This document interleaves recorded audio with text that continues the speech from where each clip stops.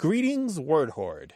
We're here with an exciting option for you, a version of our podcast without any ads. That's right. No advertising interruptions, just the content you love, ready to go in your favorite podcast apps like Spotify and Apple Podcasts. It's another way to support the show, ensuring that we keep bringing you the word stories and language explorations that you love. Try it at waywardradio.org/ad-free. And it's affordable. For just a small subscription fee, you can enjoy A Way with Words uninterrupted, except by us. Plus, it makes a great gift. Know somebody who loves language as much as you do? Give them the gift of words. Easy to sign up, easy to enjoy. It's the same A Way with Words, just streamlined for your listening pleasure. Go to waywardradio.org/ad-free. Support us, support the show, and enjoy an ad-free listening experience. waywardradio.org/ad-free. Thank you. You're listening to A Way with Words, the show about language and how we use it. I'm Grant Barrett. And I'm Martha Barnett. We've heard a lot of talk lately about the Rust Belt, and there's also the Bible Belt in this country. But one belt that I didn't realize existed is the Smile Belt. What's the Smile Belt? Places where it's often sunny. No, the Smile Belt extends from the West Coast down across the bottom of the United States and then up the East Coast. What do they have in common? That's what I'm trying to figure out. I have read a whole bunch of different sources on marketing. People in business who are trying to market either fish tacos or cars or furniture, and they're all talking about the Smile Belt as a region that they're trying to do business in. Yes. Okay. And it's just like the image you might imagine. A shape of a smile The overlaid shape of on a it. smile, Are they yeah. all ocean states or sea states, Well, except for not the ones across the bordering bottom. Mexico? Not across the bottom. Wow, yeah. If you're in marketing, you got to let us know, why is this a region? Why is this a target? But there are lots of different regions like that Yeah. in this country. There's a pine belt in Mississippi. You've heard of the Biscuit Belt? That gets loosened the more biscuits. Well, it's the region where people tend to really like their biscuits. Oh, okay. They have big bellies and an obesity problem. So the Biscuit Belt probably overlaps with the Smile Belt. A little bit, yeah. Well, here's what I'm guessing. I'm guessing that we have listeners who have a particular region in their area that is also defined as a belt. A kind of we belt. we would love to hear about it. Yeah, what's the belt that you live in? What do you identify? What does the Chamber of Commerce put on the sign when it welcomes people to town? The something belt. What is that something? 877-929-9673. Email words@waywardradio.org. Talk to us on Twitter at WAYWORD, or find us on Facebook. Just look for the A Way with Words Facebook group.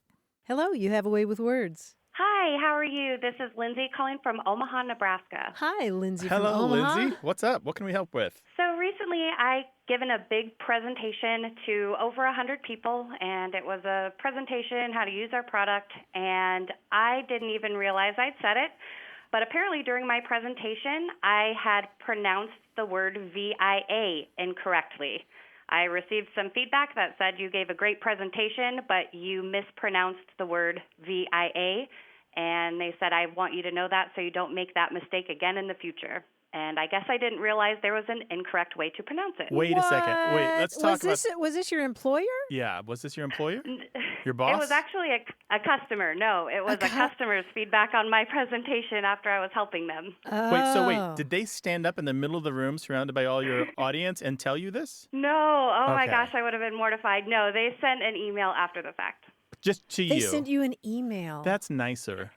I was worried that they hadn't taken anything else away except that they had a quibble about your pronunciation of a word. No, and that was the only piece of feedback, and it just said, hey, I love language, and I just want you to know you pronounced it incorrectly, so you might want to fix that for the future. So oh, my goodness gracious. What did you say? I say, and I don't know if this is correct, but I've always said it, I say via. We're going to solve this problem via the new product that we're releasing in March, something like that. Exactly, yes. And Lindsay, can you give us an idea of what kind of business you're in? I'm in the tech industry. Okay. Oh, okay. But you should have said via. They think it should be via? Right. Yeah, and she spelled it with big capital VEE dash A, like oh my via. goodness. All right. And what kind of expert is she? I don't know. That's why I figured I'd ask the real experts to see if I was right or wrong so I could fix it if I needed to. I've got good news for you. First of all, you don't have to take language advice from a customer. The customer's always right. The second Good. thing is there are two standard pronunciations of this word, and they overlap greatly, and it's not altogether clear to anyone which one is the most correct at all times. Throughout the English-speaking world, people say both via and via. There is a general kind of separation of the two pronunciations. You probably say via if you're using the preposition. Okay. So we are solving this problem via the new product we're releasing in March. You probably will say via if you're talking about a street or a road or some landmark like that, or if you're actually using the word from Italian or Spanish or other languages that have this word in it. And that's generally, most of the time, people will do it that way. But it's not altogether clear because it's still a little bit tinged as a foreignism to most people, which circumstances mean you pronounce it which way. Interesting. So you kind of got, you've got some outs there is all that I'm saying. Okay. I'm guessing that you were pronouncing it the first way that Grant was talking about, though, right? You said via, right? Yep. I think my example was you would contact this person via this program or this way. I do not have a problem with that. I don't have a problem with that either. all. As a professional language person, no, I think you were fine. And I think, what did they give a reasoning for preferring via in that sentence? They used the term American English. They said in American English, the correct pronunciation is via. Can I be snarky for just a second with you? Just the three of us. Absolutely. Just the three Grant of us. is going to Sometimes deviate people from his have usual. personal preferences that they like to pass off as universal rules. Those people should be ignored. I like that. Okay? I agree. But I felt so nervous, like I had done something wrong, and I had never even considered that I was saying it incorrectly. Oh, my gracious. And do you have to deal with this person again, Lindsay? No, I don't believe so. Did they buy your product? Responded. I had given the presentation, so they didn't need to. That Okay. had already been done. Okay. But I did respond, and all it said was, "I thank you for your feedback." So. Great. Oh, that's smart. Nice. That's Right. Yeah. And you moved, and then you stewed about it and called us. I did. That's exactly what I did. Yes. Well, again, we both think you're fine the way that you said it. The outs that you have are that there's two standard pronunciations. There's a little bit of separation in the whether or not you're talking about the noun via or the preposition via. But for the most part, most people feel that it's a little foreign in their brain without really thinking about it and may try to foreignize it or hyper-foreignize it a little bit, and that might lead them to the via pronunciation, whereas the via one might be more generally used. But you're saying that Yeah. that the preposition can be pronounced either way. Yeah, it can be. Via is more common, but there are tons and tons of evidence for this being pronounced both ways by the most educated speakers of English, the most educated writers, the most august personalities that you can think of. Right. So it's sort of like often and often. Yeah, exactly. Two coexisting pronunciations. Right. So And you're cool, Lindsay. You're cool, Lindsay, in more ways than one. Oh, good. Good. I'm so glad I'm not wrong. And so that would be really hard to change at this point in my game to flip the script on how I pronounce it. So I'm so glad I don't have to do that. And if you get any more pushback on this, you send them to us. We'll straighten them out, all right? I will. Absolutely. Thank you so much. All right. Thanks, Take care. Lindsay. Bye. You've been thinking about something. It's been galling you. It's a language question where somebody criticized your speech or your writing. You think you're right. Give us a call. We'll try to prove it. 877-929-9673. Hello, you have a way with words? Yes. Hi, this is Phil Chandler. I'm from Huntsville, Alabama. Hi, Phil. Welcome to the show. Hey, Phil. How can we help? Well, I've heard this phrase all my life. I've heard it mainly from my parents, and family members. It's to hell in a handbasket. And I use that phrase all the time, but when I use it at work, like project's gone to hell in a handbasket, all of my team, they'll start laughing at me and they'll say, I've never heard that before. So I don't know if it's maybe not that common these days, but I see it online as well. But, I've always used it all my life and just wondered where it came from. Phil, can I ask what kind of work you do? I'm in finance and working with projects and so forth. Yeah. Okay, yeah. And so when something... No, I'm not in politics. Okay, all right. But still in finance, if something goes to hell in a handbasket, that's not a good thing, huh? It has well and truly gone to hell then, hasn't it? Exactly. And you're saying your younger colleagues don't know what that Did you means. say younger? Or you just said your other colleagues? Yeah, most of my younger colleagues, they've never heard it. People around my age, and I'll just say, I'm over 50, I have an AARP card. So, Congratulations.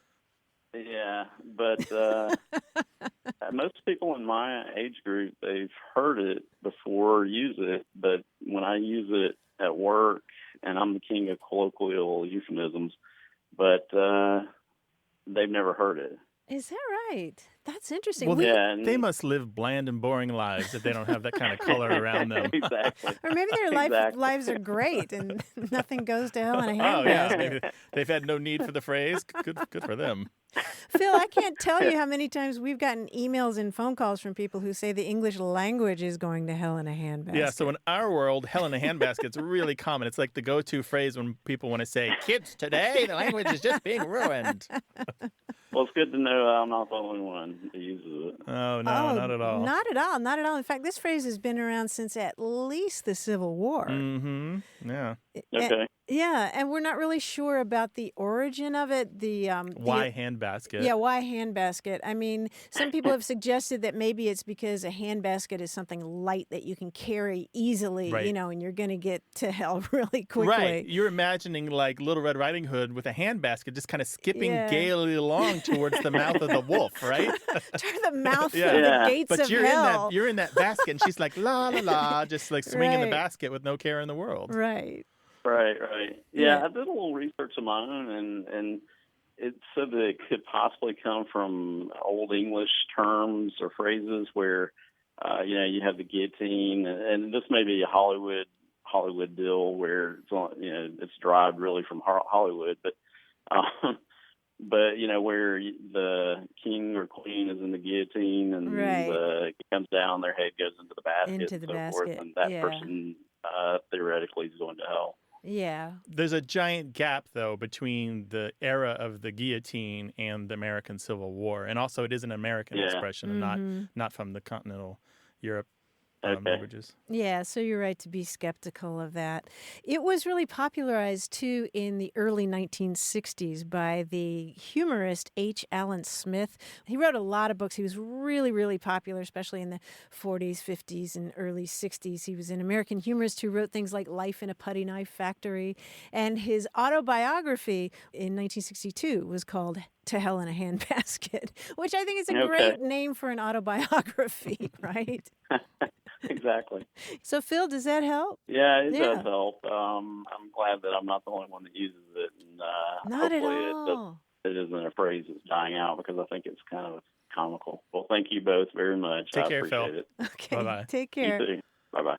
877-929-9673. Email words@waywardradio.org.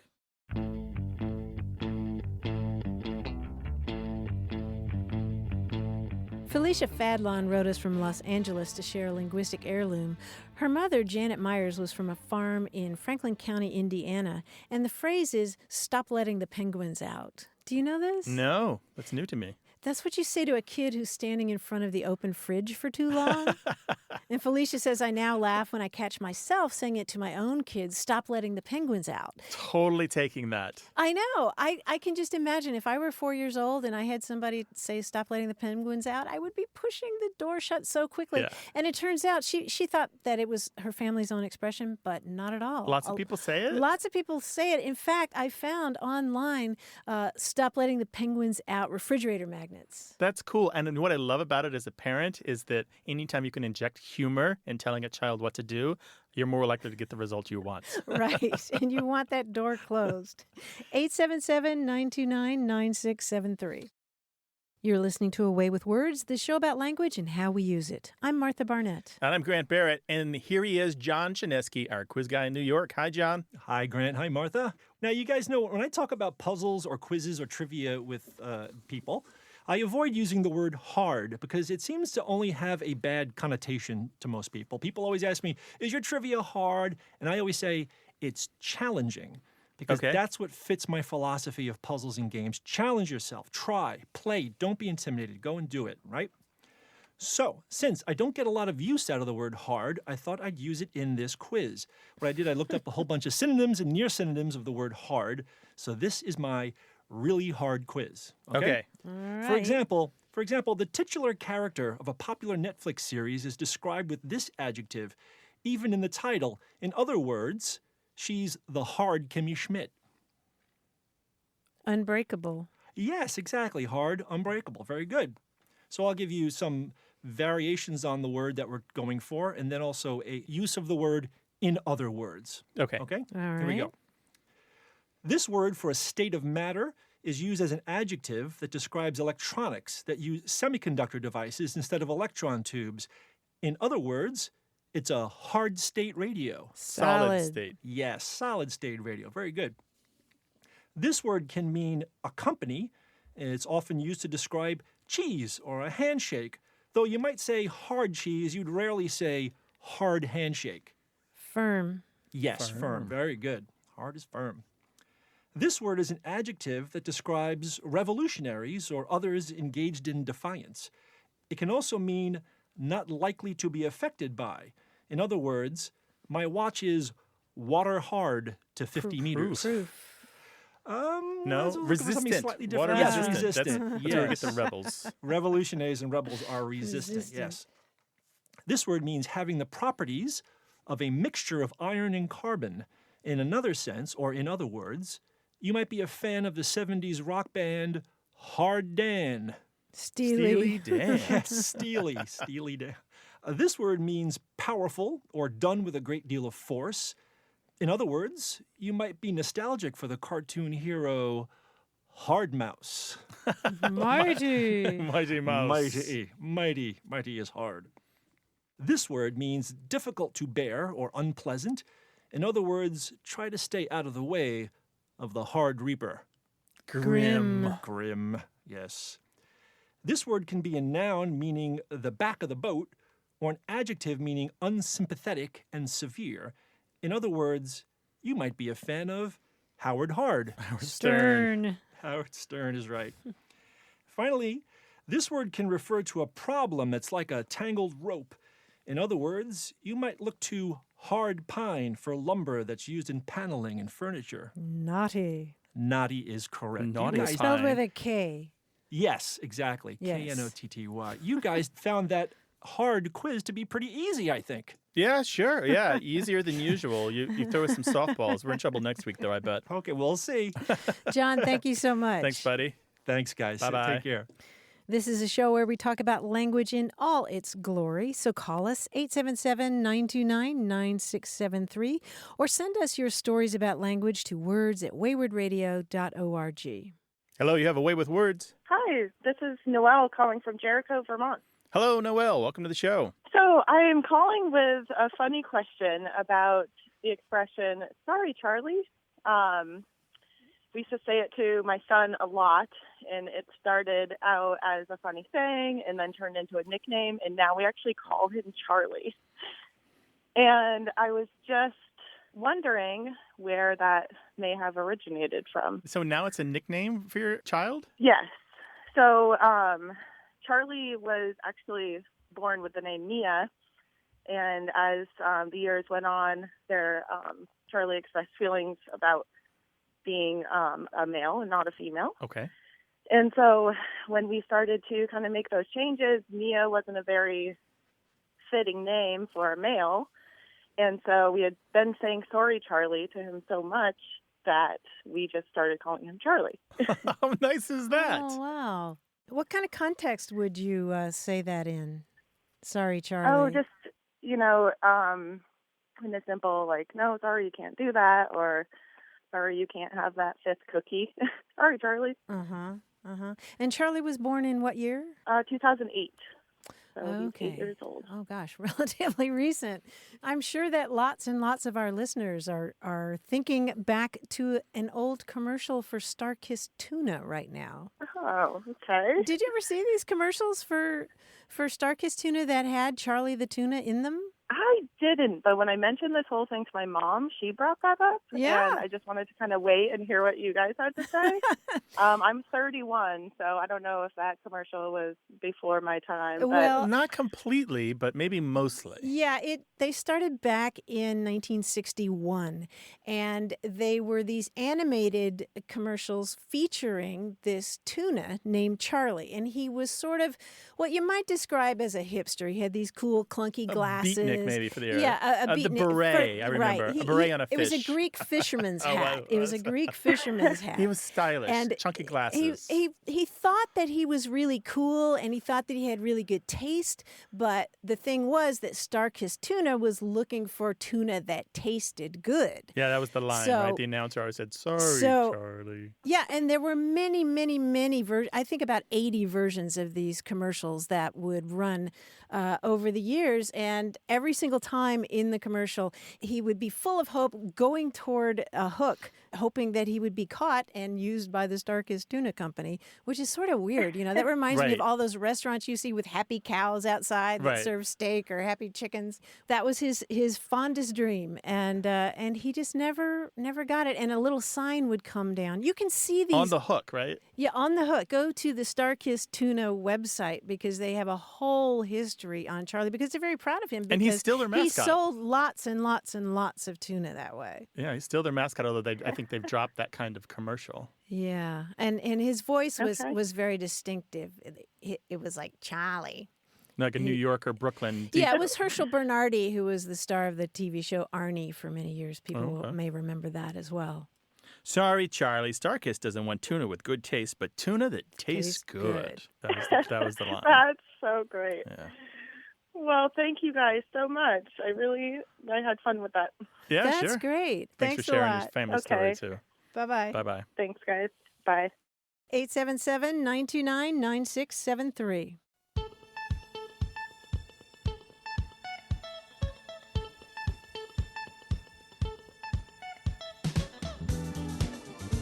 Do you know the word bolt hole? Yes, You- from Sherlock Holmes. I figured you probably would because of all your British. Oh, no, Sherlock Holmes is what I read when I'm sick. It's my go-to. It makes me feel better. Oh, I thought Yeah. you watched Columbo on TV. Well, I have watched Columbo on TV, but Sherlock Holmes has bolt holes all around London. There's like little rooms and places that he's set aside so that when he's on the trail of somebody, he can change a costume or eat a snack or sleep a little bit without leading them back to his home. Right. That's exactly it. And that's how people use it, mainly in Britain, to describe some place where they can just get away from everybody. Mm-hmm. I need a bolt hole. And apparently it has to do with holes in the ground that little animals will bolt out of if you flush them out. Oh, interesting. Yeah, isn't that cool? That makes a lot of sense. Yeah, bolt hole. Bolt hole. Everybody needs a bolt hole. Talk to us on Twitter at WAYWORD.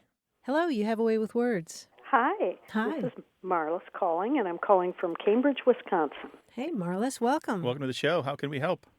I have a question about a word that my mother used to use. Now, she was a widow with 6 children, and she didn't want us to look slovenly. She wanted us to be nice and clean, so not to embarrass her. So she used to tell us to be sure and wash our hair so that it wouldn't be streely. She didn't want her children to have streely hair.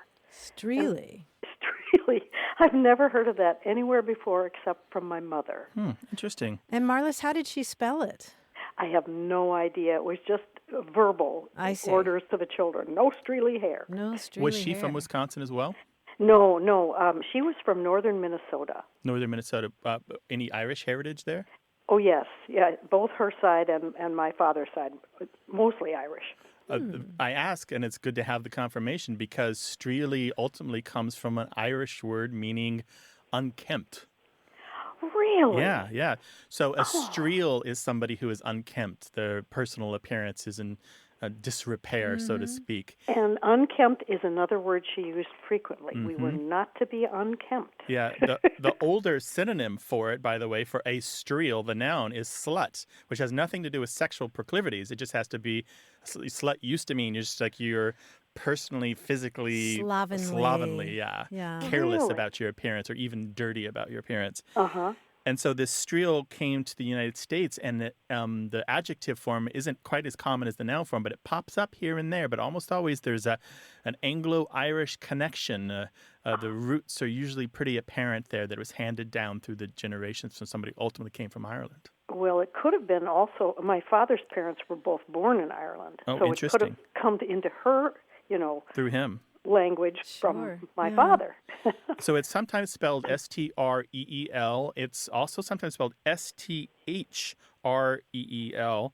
And that more closely reflects what I believe the Irish pronunciation B, which is a little more like streel, something like that. Oh, So that the could voice be. TH in there.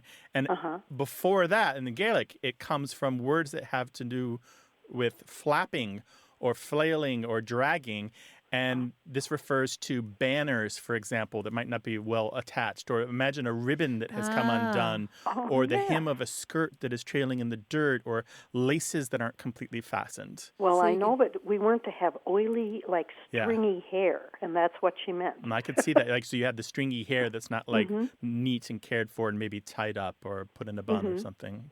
Oh, Yeah. that's so interesting. I had no idea. I thought she made that up. No. So often these family words tend to have larger cultural implications. We can kind of find the plug in the history that you connect to. Like, it's like the puzzle piece under the couch. We fetched that for you and we plugged you into the larger language puzzle. Thank you. I wondered about that. Now you know, Now Melissa. you know. Now I do. Thank you so yeah, much. Our pleasure. Thank you for calling. Really appreciate it. Bye. Bye-bye. Bye-bye. So a streel is a person, usually a woman of low character, and then streely is someone of low character or just, Right, disreputable right. behavior or slovenly Right. Do you appearance. remember years ago on the show we had a woman who she lived in Newfoundland and she had a T-shirt company that had a name like Two Streels or something. They were reclaiming the term. Oh, that's interesting. I Yeah. don't remember that, but I do know that this term has been recorded on Prince Edward Island, which isn't far. There you go. Yeah. Yeah. They were selling T-shirts with words from Newfoundland English, like twacking. Do you know twacking? No, I don't know twacking. It means shopping. Shopping, Yeah, nice. yeah. I used to have a twacking T-shirt. Twacking. Call us with your linguistic heirlooms, 877-929-9673, or send them to us in email. That address is words@waywardradio.org, or share them on our Facebook group.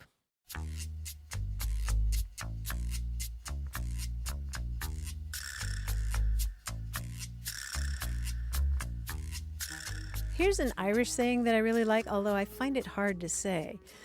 He's not as slow as he walks easy. He's not as slow as he walks easy. It means give him the benefit of the doubt that he might come across as kind of dim-witted, but watch out, he's really, dumb like a fox. So, for example, Columbo might say, I'm not as slow as I walk easy. I'm not as That's a good one. slow as I walk easy. By the way, you can talk with us and other listeners on our Facebook group. Just look for A Way with Words. Hello, you have A Way with Words. Hello, Hi, who's this? this is George Weller, Stansted, Quebec. Hi, George. Canada. Welcome to the show. Hi, George. Hi. Well, I was wondering about fly off the handle. Sometimes when people get upset, maybe my wife or somebody, and I say, don't go and fly off the handle. Now, I'm a private pilot, and I know in Halloween there's witches with brooms and whatnot, and I was wondering if maybe fly off the handle came from a witch flying off the handle of her broom.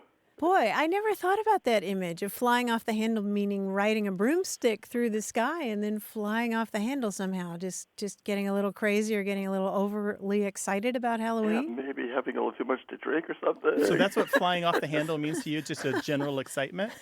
I used flying off the handle as somebody gets all uptight about something or other, and they just sort of lose control a little bit. Oh, interesting. The origin of it is pretty darn literal, but it refers to a tool like an axe or a pick or something like that. You know, you're using it really vigorously, but the head on it is loose and it just goes flying off the handle. That's actually happened to me. The metal head of the axe has come off of the handle. Didn't injure anybody. No. But it went flying through the air? Yeah. And that's exactly it. That's exactly the idea behind don't fly off the handle. It's a okay. bad thing. And dangerous. Yeah. It's got a couple hundred years to it, more or less, right? Yeah, That around expression? since early 19th century, I think. Yeah. Well, that's when a lot of wood was being cut, I guess. Indeed. George, thank you so much for your call. Really appreciate it. Well, thank you. Take care. Okay, bye. Bye-bye. Maybe you've moved someplace new and they talk kind of funny, or now you feel like you talk funny. Give us a call. We'll talk all about it. 877-929-9673. Hello, you have A Way with Words. Hi, I'm Gabriel from Arlington, Texas. Hi, Gabriel. Welcome to the show. Hello, Gabriel. What's up? So I was at Olive Garden one day, and I ordered some pizza, and I thought I only see pizza on menus of American and Italian places. So I thought maybe another country made pizza, but Italy made it better. So where did pizza originate? So you're saying when you go to, what, a Chinese restaurant, you don't see pizza? Yes. Or when you go to a barbecue restaurant, no pizza? No. Okay. Yeah, Gabriel, you've asked a wonderful question that has a whole lot of history behind it, because there have been forms of flatbread covered with good stuff, tasty stuff like pizza, for a very long time. All the way back at least 1,000 years in Italy, there was a kind of flatbread that had a name that sounded sort of like pizza. But you know what? Pizza as we know it didn't come about in Italy until the 15th century, because they didn't have tomatoes in Italy at all. Tomatoes are native to this part of the world, to South America. And so when the explorers started bringing back tomatoes in the 15th century, then people started using them in different dishes. And they weren't that popular at first. A lot of people thought, oh, that's just a gross foreign food. Let's not use it. But especially in southern Italy, they started spreading this sauce on a flat bread and calling it pizza. And adding things that they already had, which is like good sausage and good cheese and good other vegetables. Yeah. Gabriel, what do you like on your pizza? I like pepperoni and sausage. Sure. Oh, okay. Classic. You're a meat man then. Classic. Huh? And did you know that they just created the world's largest pizza here in California? What? Really? Where? I didn't know that. Is there any left? Are there leftovers?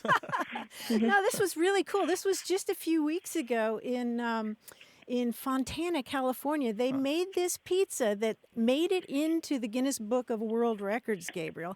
And it was about a 1.5 feet wide, but it was really, really, really long. It wasn't round. It was like this really long one, longer than a mile. Wow. Oh, wow. That's crazy. How crazy is that? That's a lot of tomatoes. Yeah, Crazy. yeah, and it weighed more than an elephant. Wow. And it was just kind of this crazy thing that all these people did. But then they boxed it up and took it to food banks and gave it away to people. Well, Gabriel, you asked something I think is also important. Like, why is this such an American tradition? It's a question for a food expert, right? Why did Americans take so wonderfully to this foreign dish? Why does it feel so much like ours now? I don't really know. Yeah, it didn't come over here until the late 19th century in Italian immigrants in the Northeast. Yeah, but it's a good comfort food, right? Don't you feel better after you eat it? Yes, I do. Yeah, me too. Thank you so much for your call. Really appreciate it. Call us again sometime with another question, all right? Okay. All right, Thank you. Take care. Thanks, Gabriel. Bye-bye. Bye. 877-929-9673. One language, many voices. Why we say what we say and how. Stay tuned.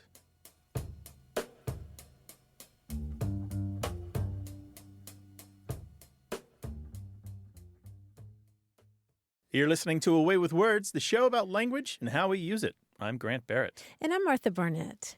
Anytime you're talking about a total solar eclipse, there's all this great language that gets repeated. And one of my favorite words associated with an eclipse is the word corona.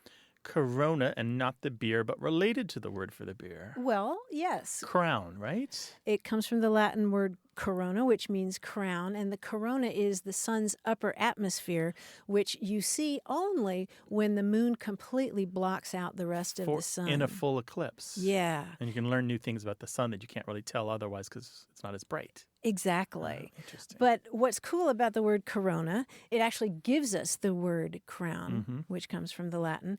It's also related to the word coronation then. Okay, that makes sense. You put the crown on the king or queen's head, yeah. Yeah, and you mentioned Corona beer. Yeah. If you look at a bottle of Corona beer, it's got a crown on it.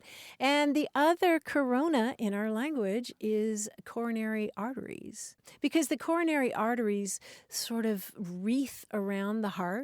And the early crowns, of course, were like wreaths, so it's like a wreath of arteries around the heart. And in fact, the word coroner is also related to the word heart corona.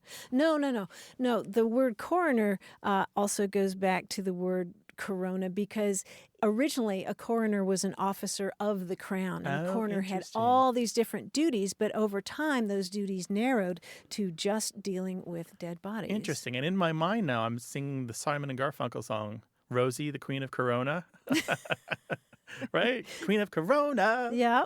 all the way back to Latin. Interesting. That's That too. outstanding. I thought Yeah. you were going to go and talk about penumbras and stuff and throw a lot of shade. Well, penumbra means literally, from Latin words, it means almost shadow because it's Right. not complete, right? Umbra shows up in the word umbrella. Right. And the pen is like in the word peninsula, which is an almost island, like Florida is an almost island. Nice. Yeah. I heard what you were doing there, making a joke about throwing shade. And literally when you're talking about taking umbrage at something, it's like you're offended by the shade that somebody is throwing. That's outstanding. Same There thing, might be right? something to this Latin thing. We should look into that.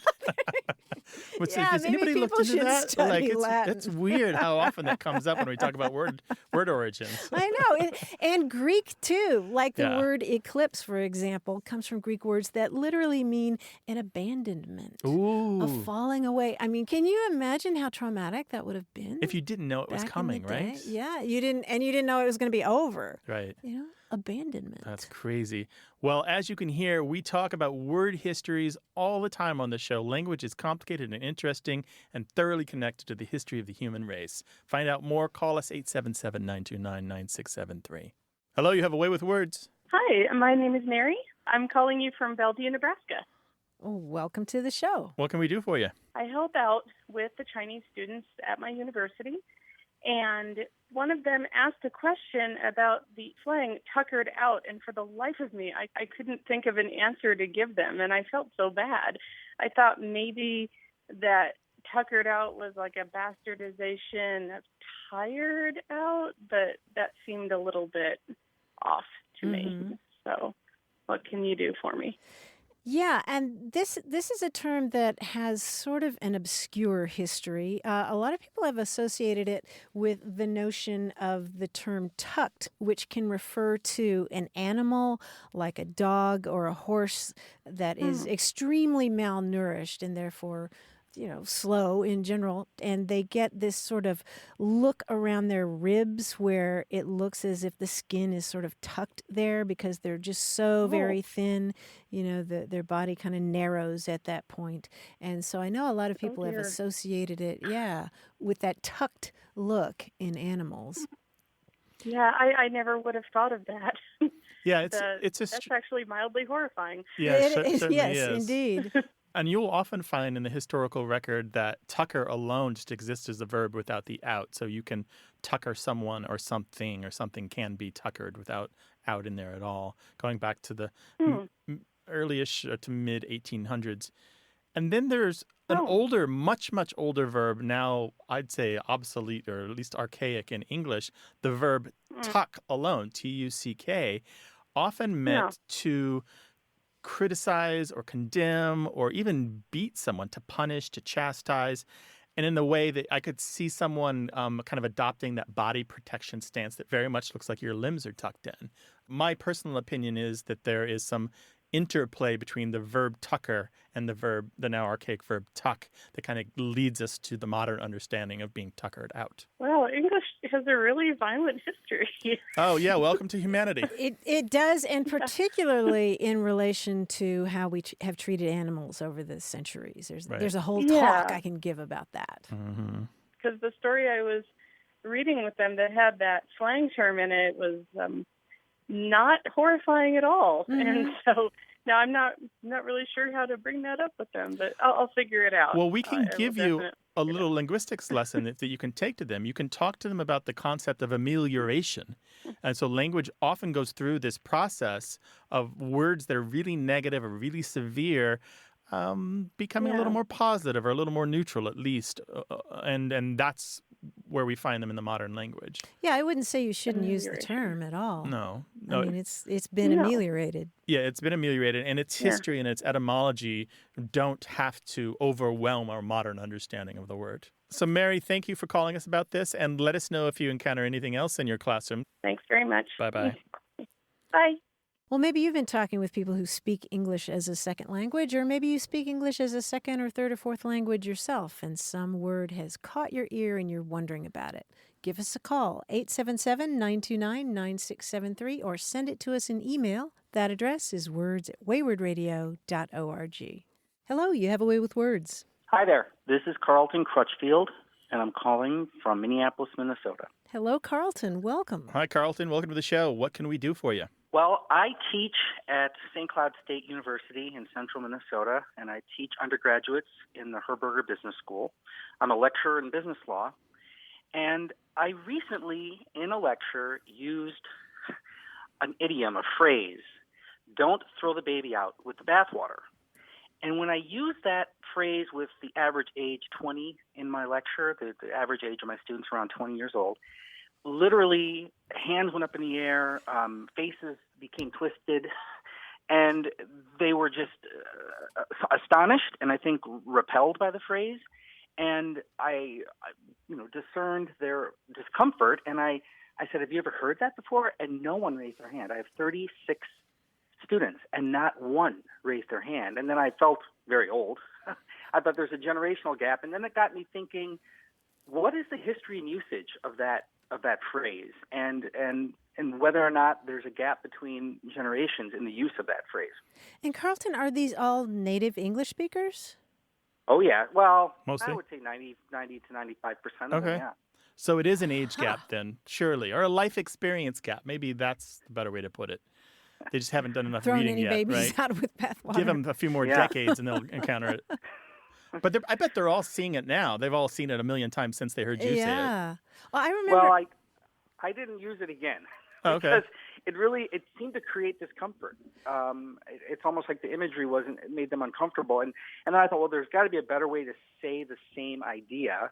Okay. But I really couldn't think of something that certainly that memorable or that catchy or that impactful.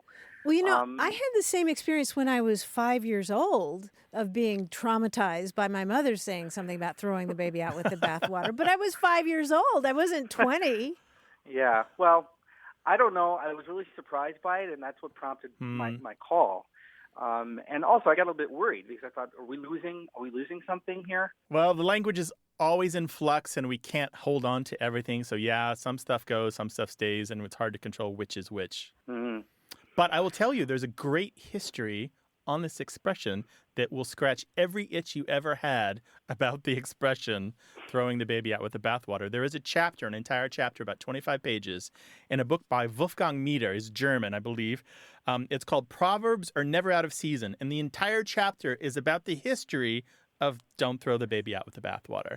To summarize this whole amazing article, I mean, again, if you've ever wanted to get into etymological research, this chapter is perfect. He traces it back to a writer in German who used it in 1512. His name was Thomas Murner. And then it was borrowed by Thomas Carlyle into English in the 1850s in one of his books. And Thomas Carlyle probably was the popularizer of the expression in English. And most of the uses we have all seem to derive from somebody who was aware or familiar with or a fan of Carlyle. And then it's been used ever since. What's really interesting is there's a woodcut in the original 1512 book showing a woman throwing out the baby with the bathwater. So in German, it literally meant the same thing that it means in English. You know, some people have always been bothered by that violent imagery of a baby, falling to the ground, the gray suds of soap or whatever. But I could see how they might have a little bit of problem if they weren't familiar with it. But the thing is, it is supposed to horrify you. You are supposed to think that that's a bad thing to do. I don't know what to say, but I was surprised that none of my students had heard that before. Can you think of an alternative? Yeah, there's some old alternatives. Well, obviously, there's as Wolfgang Mieder says, there's the really bland to throw the good away with the bad. But who wants to say that? There's no color in life in that. He also lists to throw the helve after the hatchet, which basically means to throw the handle and the blade away at the same time, right? And to throw the wheat with the chaff. So instead of the stuff that you don't want, you're also throwing out the stuff that you do want, the wheat seeds, the wheat germ. So those are the ones that he suggests.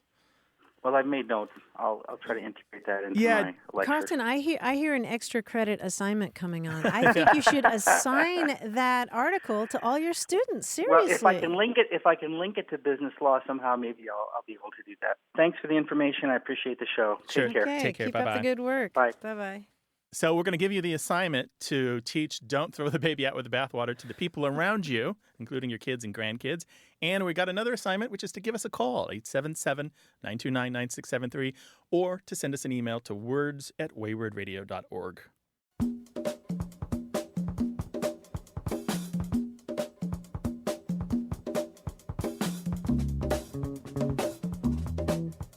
talking earlier about eclipses, and a really good resource for eclipse information is the website eclipse2017.org.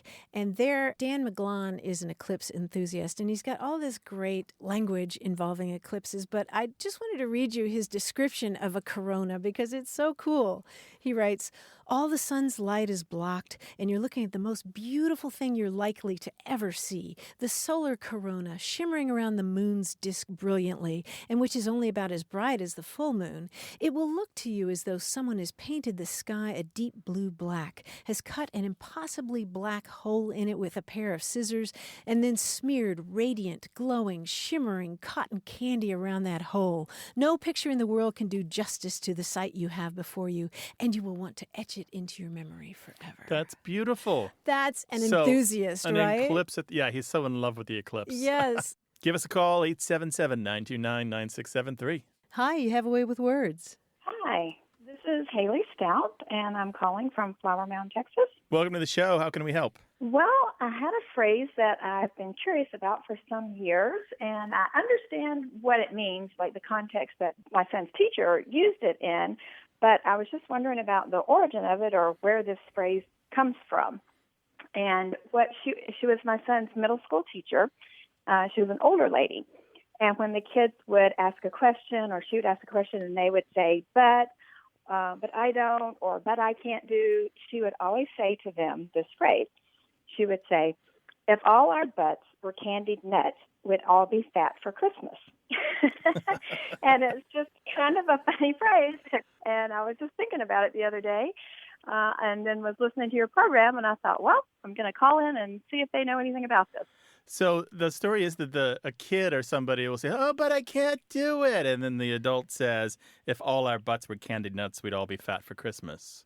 Yes, So it's just a way of saying, like, enough with your butts, just get on with it. Yes, it was my son's middle school teacher. And was that there in Texas? Yes, in Flower Mound. In Flower Mound, okay. Do you know if they happen to be a Cowboys fan? I do not know if she was. You know why I ask is because this phrase, as far as I know, in this particular form, was coined by Dandy Don Meredith, who played for the Cowboys for years and then went on to be a commentator for Monday Night Football. No kidding. Yeah, so the first uses that we can find of this phrase in print in a variety of different formats are from 1970. They're always attributed to Dandy Don for like year after year. He apparently it was a pet phrase of his for quite a while.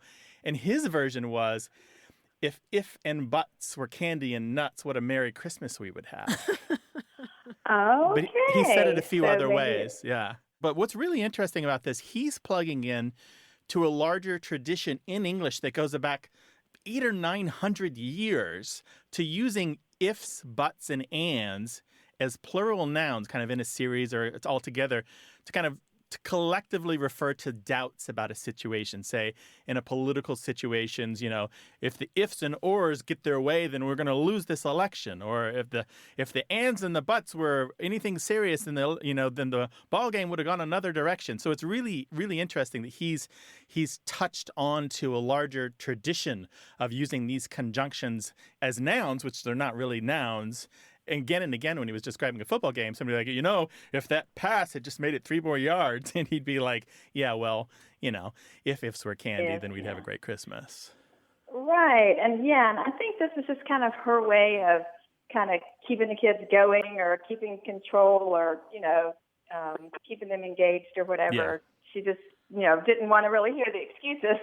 Well, do you know there's a more common kind of way, probably a lot of people are thinking about...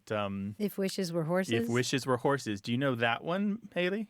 I don't know that one. Well, no. If somebody says, I wish I didn't have to do this, and somebody else says, if wishes were horses, then beggars would ride. And that's a very common one in English. Okay, yeah. I've heard variations of kind of the wishes one, but not the one with horses. But they're always about we've got this doubt or we've got this feeling that whatever's happened could have gone a different way if only conditions have been different. And obviously we'd have no time machine to do that. Well, that's very interesting. Yeah, sure. Yeah, thanks so much for calling. Our pleasure. All right. Well, thanks a lot. Take we care love now. listening to you guys. Bye-bye. Take care. Bye-bye.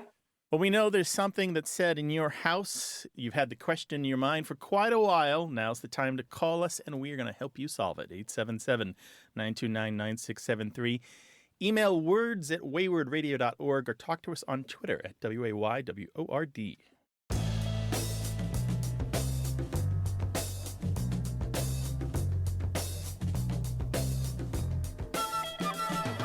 I don't know how I ever missed this medical acronym, FOOSH. Do you know it?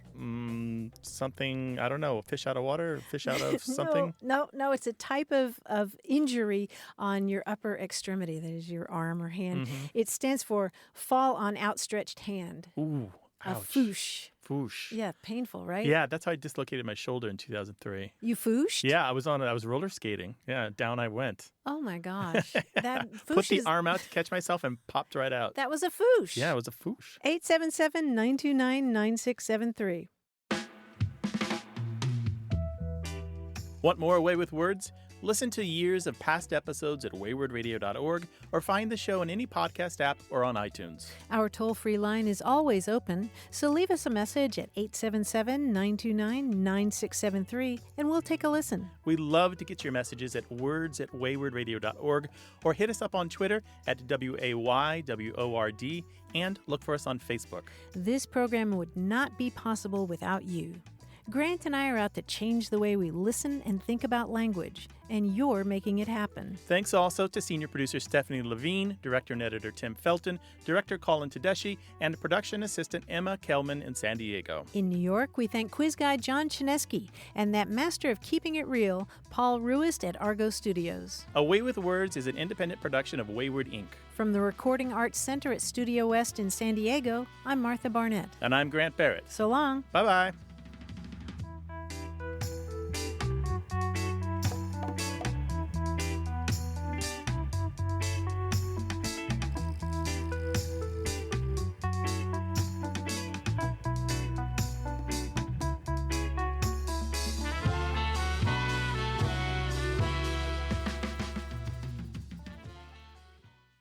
Hey, listeners, we have a favor to ask. We'd love for you to fill out our listener survey at gum.fm/words. Your feedback is crucial. It's quick, and it helps us make our show even better. It shapes our show, helps us plan, and ensures we're bringing you the content you love. That's gum.fm/WORDS. Thanks for being a part of what we do. Thank you.